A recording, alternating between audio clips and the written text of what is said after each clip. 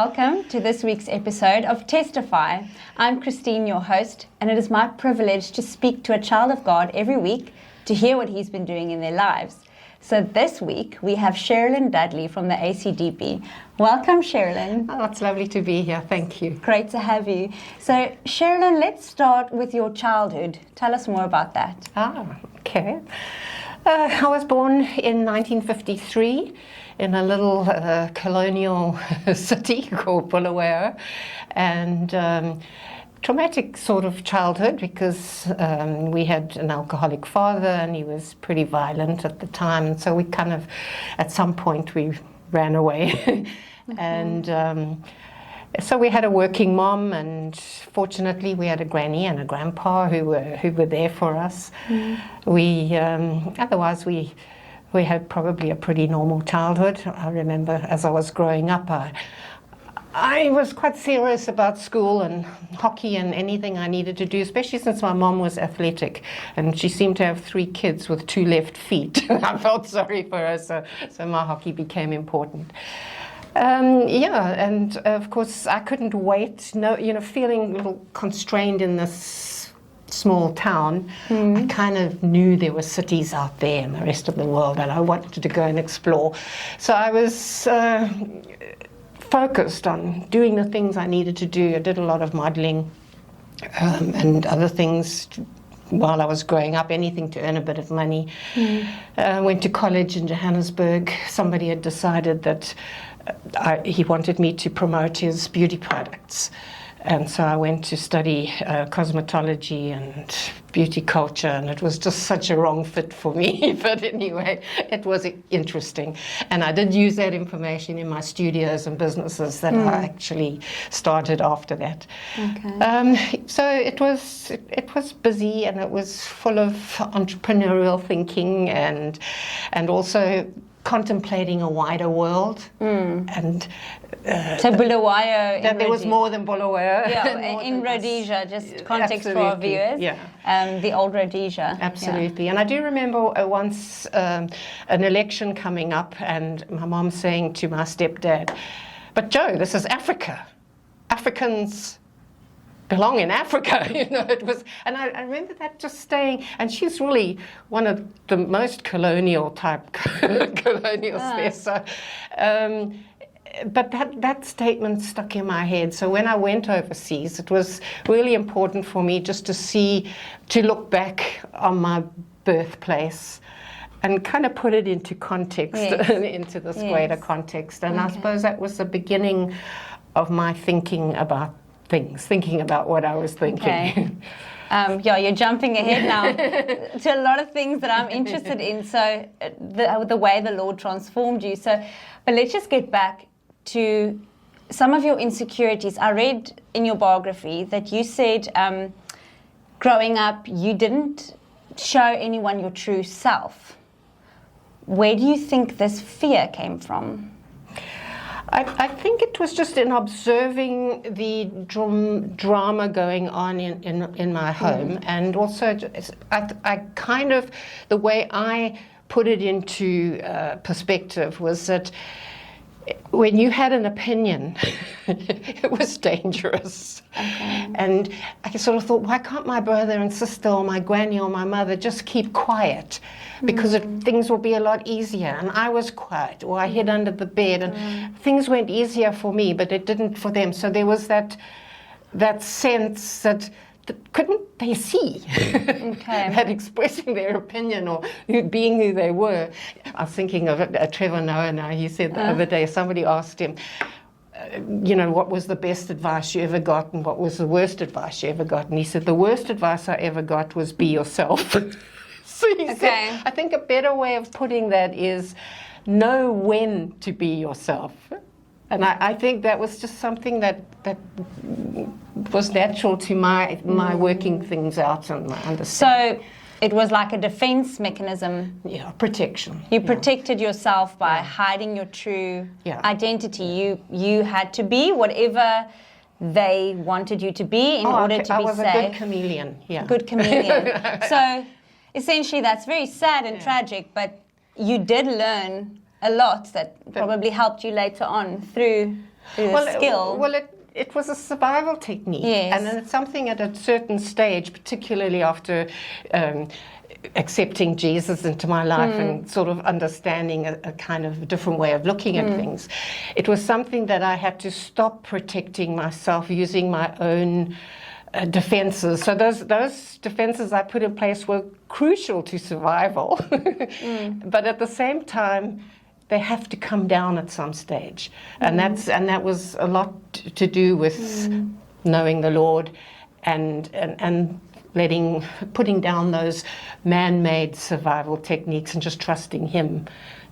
So that was kind of very obvious to me. You found your father, your real father. Absolutely. The true loving father. And even if you wanted to put a perfect foot in front, He knew you anyway. So was it hard to let Him in completely? Well, perhaps easier because I so wanted a father that kind of knew me, knew my faults, loved me anyway. So, and that whole thing of we love Him because He first loved us. So that was probably the biggest thing for me. Because I think why we hide ourselves from other people is because we just think they can't handle us. Or the worst thing, they might not like us and it's all we have. You know what I mean? It's kind of, so you try to be what they want you to be. It had its upside because obviously, in a way, it was kind of strategy to be where you wanted to be, not threaten people when you didn't need to threaten. So you become very aware.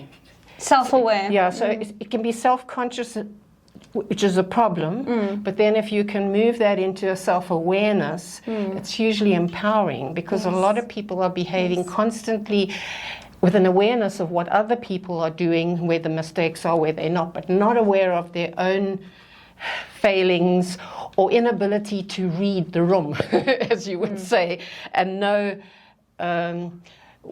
how you can connect or not connect, where you can be you and where you need to pull you back so that other people can be them. You know, it's something that I'm probably only learning now in my life is just not to be led by my emotions constantly. And I can look back and think, I wonder why these people aren't a part of my life anymore. Maybe it's because I just blurted, that's my personality. I blurt out myself to everyone and they might be offended. So it's good to be self-aware, but not you let it cripple. Yes, you learned it in a hard way. You learned it in a hard way, but then you got to know the unconditional love of the Father. Like you said, He loved you first. Absolutely. You did nothing to deserve it. And nothing. That's wonderful. And the other thing is, of course, you just hiding behind the defenses that you've put up. And so when you've let those defenses down, it can be scary. But then if you learn what you value courage, so I think that was one of the things. So perhaps I was as scared as my little sister and I was as scared as anybody else, but I needed to be brave for her or brave for my mom. So I valued courage. And that was actually a good thing to develop because even as you go on in life, when scary stuff happens, you remember, but I'm brave. So you kind of immediately put that into perspective. It's not just that you're afraid. You might be afraid, but then you're brave, Yes. So it kind of gives you... I heard the other day, bravery is not feeling fear, it's feeling fear and then deciding to be courageous. So that's it starts with fear. Bravery starts with fear. Yeah. So I'd be the one who would have to walk her to the toilet in the dark or go lock the back door or whatever. So, but it's something, so those things are valuable. So again, it's that idea that we think that's harsh, but every little thing that God allows into your life is a building block if you can just stop long enough to know it could be good. It feels bad, but it could be good, Oh, He's been watching you all your life, clearly. If you look back, you can see how He shaped you. Yeah. He taught you courage. He taught you self-awareness. He prepared you, it seems, and the things that you went through could have been, well, probably was traumatic, but it could have landed you in a very different place. So many people with harsh childhoods are broken for the rest of their lives, and they become drug addicts, or they get divorced 10 times, or their lives are a mess. That giving up and turning to whatever's the easiest thing. So God rescued you, really, in a way. Yeah. But your defense was a good one. You decided to build. Yeah. And I also learned from Tiny that we are addicts, all of us. Yes. And part of that is survival and how God made us so that we will remember to eat or remember to do certain things. But we have this sort of thing in terms of getting addicted to things. And obviously having an alcoholic father who was then a drug addict and whatever. So I purposed from little to choose my addictions. So you understood that we all, I think in biblical terms, we would say we are all worshippers. So we have idols, and you sort of understood that from a young age. Yeah, and then also, for example, when you go to that something, whatever drives you to the alcohol or to the drugs or to the whatever, it's it can be a place to find a safe space, or not to have to handle the responsibility or the weight of whatever it is that you're doing. And I kind of, in my mind, it made sense that if we're going to be addicted to doing things, you're like what compulsive about things, then you must put in place that your go-to will be this and not that. Your go-to will be exercise and not something else. Your go-to will be so you're choosing before you addicted what you're going to be addicted to. I don't know if that makes any sense. No, it makes sense, and it's incredible that you had that perspective, because I don't think many people have that perspective. So that's quite amazing, really. But it did make me a peculiar child, obviously. So I wasn't really easy to be around, you know. So yeah, because you were always focused on performing and being the best. So people must have been intimidated in a way, also, maybe. Yeah. So you were a little bit out there. But then again, I learned, and something that was very helpful in Parliament. You put your head up just long enough to do what has to be done, and then you put it down to not get it chopped off. So you don't get, because people can admire you, but they can be jealous of you, and there was those kind of things. So let's get to. There's a quote in your biography that I really enjoyed by Miles Monroe. I'm going to read it. Your existence is evidence that this generation needs something your life contains. And it made me think about you going to London, coming back a different woman with different perspectives. So how did God prepare your heart for work in politics and in the social spheres? Yeah, well, I think a lot, obviously, was the multicultural, the sort of cosmopolitan sense of big cities, and being able to look back at Africa, at Rhodesia that was then, and South Africa, and to see those places through other people's eyes. It was also being the one who didn't speak the language in certain countries where you're treated like an idiot. You know, and so where the colonizers actually, where people didn't speak their language, everybody was stupid, you know. Yes. And actually sort of feeling the shoe on the other foot. Also being the illegal immigrant at times, because I got a 6-month visa and spent 2 years there. I have a different kind of view of immigrants and people who have a passion for being where you believe God wants you to be. And even at that time, I didn't know God in the same way that I would know him now. But I had a praying grandfather, and we knew there was something. We just didn't make it that personal, you know. Yeah, okay.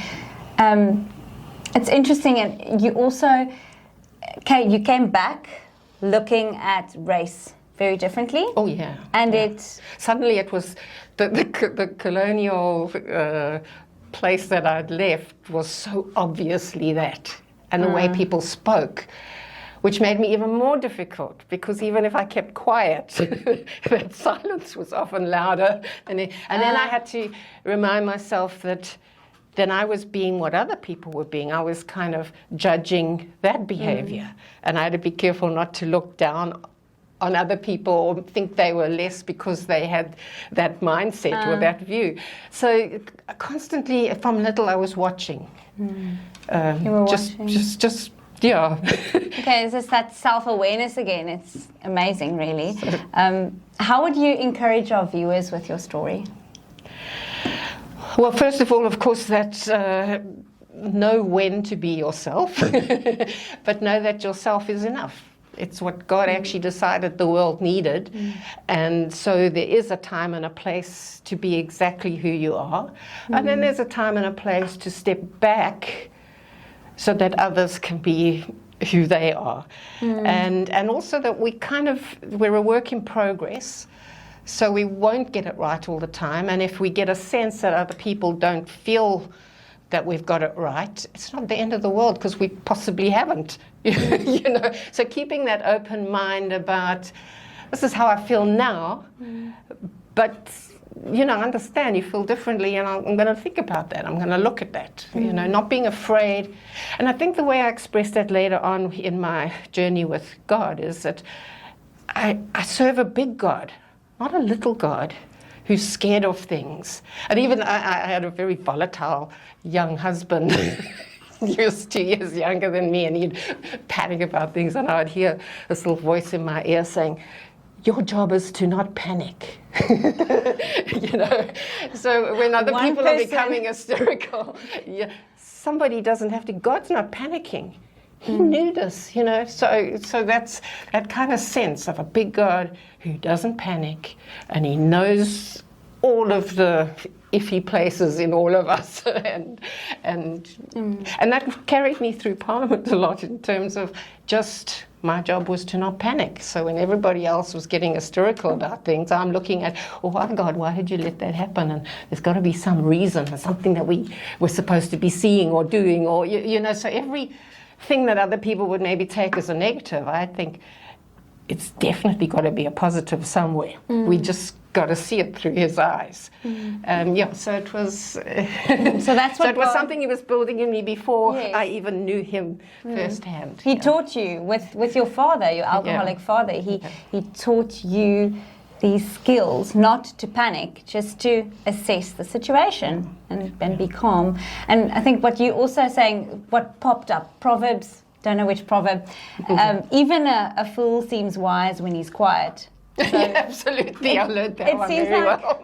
I say that to myself a lot, wonder why. But it makes sense. Sometimes not panicking, stepping back, it's being quiet, and wisdom comes in that moment, really. Cerrylyn, thank you so much for your time, and I learned a lot. Definitely in this short half an hour, I definitely learned a lot, and I hope you viewers, you also learned something today. And if this episode was an encouragement to you, please like and subscribe and share it with someone who needs to see it. Be sure to be here Wednesday evening at 7. Until then, be blessed. Thank you. Bye.